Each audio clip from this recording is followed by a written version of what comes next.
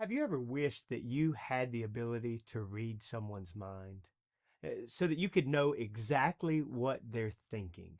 Maybe you've been in a relationship and you've had this argument with somebody. Please just tell me, what do you want? What do you need?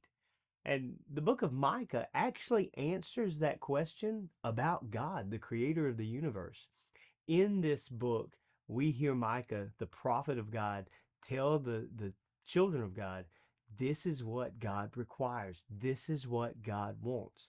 Now, before we get to exactly what God wants of them, let's see what happens because they don't follow God.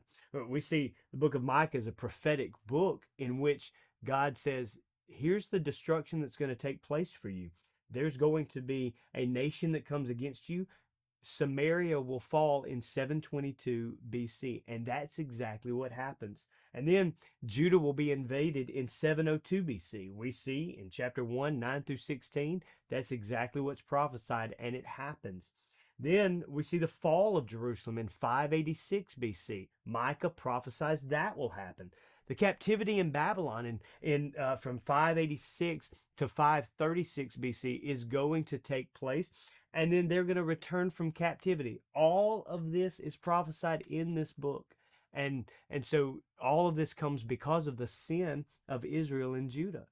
You might say, well, okay, then what did God want from them? What did God expect for them? Didn't they sacrifice like he told them to? Didn't they have all of these offerings and festivals and everything that God prescribed?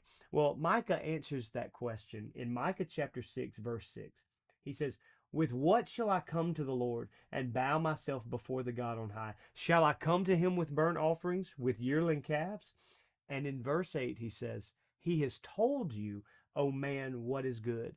And what does the Lord require of you? In other words, what does God want from you? Do justice, love kindness, walk humbly with your God. Now, here's the point. God was not holding them accountable for things they did not know to do. God had already told them from the time that they were set up as a nation in the book of Exodus, this is how I want you to walk. Follow me, love me, obey my commands.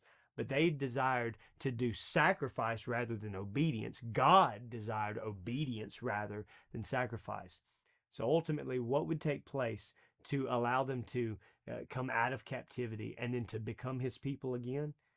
He knew that only sacrifice would do it, and not the sacrifice of the people, but the sacrifice of his son. In fact, in the end of Micah, Micah chapter 7, verse 7, it says, but as for me, I will watch expectantly for the Lord. I will wait for the God of my salvation. This points us to Jesus Christ, the only one who could obey God perfectly. And this would result in them, verse 18, who is a God like you, who pardons iniquity, passes over the rebellious act of the remnant of his possession. He does not retain his anger forever because he delights in unchanging love. Micah is a book that sets a standard of living, shows us that we can never match that, but it shows us that God would become the man, Jesus Christ, God man, who could live out obedience perfectly, die for us, and welcome us into the family of God. Micah points us to the gospel.